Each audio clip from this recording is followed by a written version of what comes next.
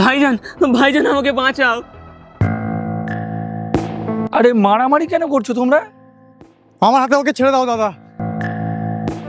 মেয়েটার মাত্র 8 বছর বয়স ছিল, তবু এই জানোয়ারটা ছিঁড়ে খেয়েছে। ওকে আমার হাতে ছেড়ে দাও, আমি ওকে পুলিশের হাতে দেবো। এই কি বলছো? তোর নাম কি?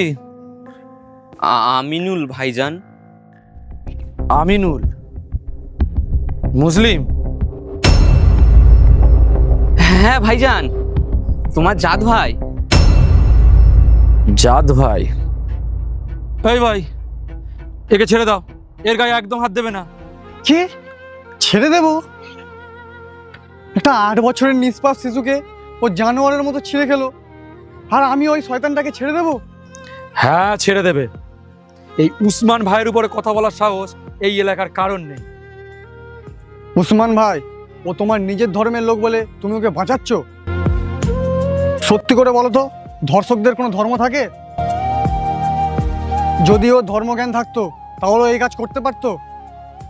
তুমি যদি আজ একে বাঁচিয়ে নিয়ে যাও, পুলিশের হাতে না তুলে দিতে যাও, কাল পুরো মুসলিম ধর্মের গায়ে কলঙ্ক লাগবে। ওসব কিচ্ছু হবে না। এই তুই বাইকে বস। আমি ওকে কিছুতেই নিয়ে যেতে দেবো না। ওকে আমি পুলিশ হাতে তুলে দেবো, আমি ওকে সারা জীবন জেলের ভাত খাওয়াবো। এই একদম চুপ, চুপচাপ বাড়ি চলে যা, না তোর খবর আছে। যা বাড়ি যা।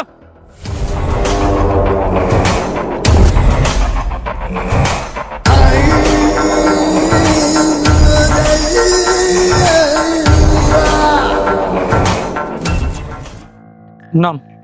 কেন ভাইজান? আরে নাম না।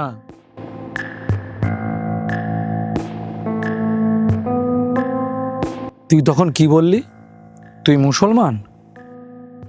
হ্যাঁ ভাইজান। ইসলাম ধর্মে মেয়েদের উপরে অত্যাচার করার কথা কোথায় লেখা আছে? তাহলে কেন করলে এই কাজ? কেন করলি বল? এত বড় একটা অপরাধ করার পর ধর্মের নিচে লুকোতে লজ্জা করছে না তোর? তুই কি ভাবলি তোকে আমি এখানে বাঁচাতে নিয়ে এসেছি? একদমই নয়। ওই ছেলেটা তোকে পুলিশের হাতে দেবে বলছিল, তাই তোকে এখানে এনেছি। তুই যে অপরাধ করেছিস, জেল খাটলে তার শাস্তি পূরণ হবে না।